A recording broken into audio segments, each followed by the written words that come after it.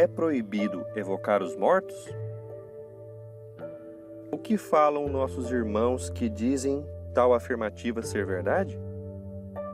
Se aplica veemente nos dias atuais, iguais aos de outrora? Que argumentos eles dizem que sancionam suas falas? Para dizermos isso, precisamos primeiramente concordar com uma coisa. Se dizem que é proibido, então é porque existe e é possível. Sendo assim impossível agora, discordar que não tem a possibilidade que isso aconteça. Vejamos o que podemos aprender com isso. A Igreja não nega a realidade das manifestações, mas as atribui exclusivamente a intervenções dos demônios. Mas nos Evangelhos nada dizem a esse respeito. O supremo argumento é a proibição de Moisés. É preciso compreender os motivos que justificam essa proibição e que hoje se anulam completamente. Moisés queria que seu povo abandonasse todos os costumes adquiridos no Egito. Então, para justificar e inspirar a aversão a todos os costumes, era preciso que apresentasse tais práticas como reprovadas pelo próprio Deus. A proibição de Moisés era justa naquela época, porque a evocação dos mortos não se originava nos sentimentos de respeito, afeição e piedade para com eles, sendo antes um recurso para adivinhações muito explorados pelo charlatanismo e pela superstição. Também eram objeto de comércio associado às práticas da magia e do sortilégio, sendo elas acompanhadas até mesmo de sacrifícios humanos. Mesmo assim, ocorriam suas práticas dessa forma até a Idade Média. Há duas partes distintas na lei de Moisés: a lei de Deus, promulgada sobre o Sinai, e a lei civil ou disciplinar, apropriada aos costumes e caráter do povo, uma invariável e outra que se modifica com o tempo. Naquela época, tudo tinha sua razão de ser. Para dar autoridade às leis, todos os legisladores antigos lhes atribuíam uma origem divina. Vale ressaltar, como já citamos no início do vídeo, que se Moisés proibiu evocar os mortos, é que eles podiam vir. Do contrário, seria inútil. Sendo isso possível, então são espírito dos mortos, e não exclusivamente demônios. Além do mais, de modo algum, Moisés fala de demônios. Jesus não veio modificar a lei mosaica, fazendo a sua lei o código dos cristãos?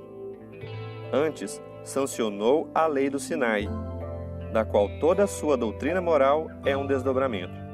Jesus nunca disse, em parte alguma, a proibição de evocar os mortos, sendo este um assunto bastante grave para ser omitido, tendo ele tratado de outros assuntos secundários. Veja no capítulo 1 do Evangelho segundo o Espiritismo: Eu não vim destruir a lei. Convém saber se a Igreja coloca a lei mosaica acima da evangélica, ou se é mais judia que cristã, nos fazendo notar que de todas as religiões, a judia é a que menos faz oposição ao Espiritismo, e nem invoca a lei de Moisés como fazem as religiões cristãs. Alguns críticos, ou mal intencionados, dizem que é falta de consideração para com os mortos evocá-los. Mas se são incrédulos que nas almas não creem, por que dizem isso? Se acreditam nas almas, mas dizem que só os demônios podem vir, por que se preocupam com isso? Quando a evocação é feita com recolhimento e religiosidade, não sendo os espíritos chamados por curiosidade, mas por um sentimento de afeição e simpatia, com um desejo sincero de instrução e progresso, não há nada de irreverente. Há também espíritos que se apresentam espontaneamente, que dão o testemunho da satisfação por comunicar-se, e até se queixam, às vezes, do esquecimento em que os deixam. Se os perturbassem, é certo que o diriam, e não retornariam. Uma outra razão é alegada para sancionar a proibição, de que as almas permanecem no céu ou no inferno. Se estão no inferno, não podem sair, mas os demônios podem. Se estão no céu, então são muito superiores e muito felizes para se ocuparem no interesse com parentes e amigos que aqui deixaram. Quanto a estas, se assim fosse, elas se mostrariam pouco dignas da suprema bem-aventura, sendo transformado em padrão de egoísmo. Restando ainda as almas do purgatório, estas sofredoras devem cuidar da sua salvação. Assim, não podendo nenhuma delas corresponderem conosco, somente os demônios se apresentam em seu lugar. Mais uma coisa a se atentar às almas que estão no paraíso.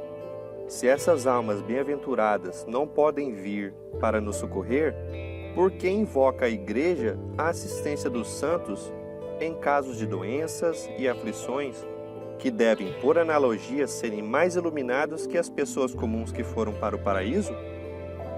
Que os céticos neguem a manifestação das almas, tudo bem, mas o que é estranho são aqueles que na crença afirma a existência e o futuro das almas a negarem, sendo que é o mais poderoso meio de combater a incredulidade que vem se espalhando pelo mundo.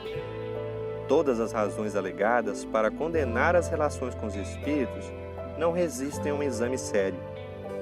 O verdadeiro motivo poderia ser o receio de que os espíritos muito esclarecidos viessem instruir os homens sobre pontos que se pretende obscurecer, dando conhecimento sobre outro mundo e as reais condições para neles serem felizes ou infelizes. A razão deve ser a mesma que os adultos dizem às crianças.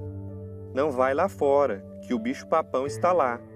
Comparando a expressão, mas de adultos para adultos, seria: não chame os espíritos, são os demônios.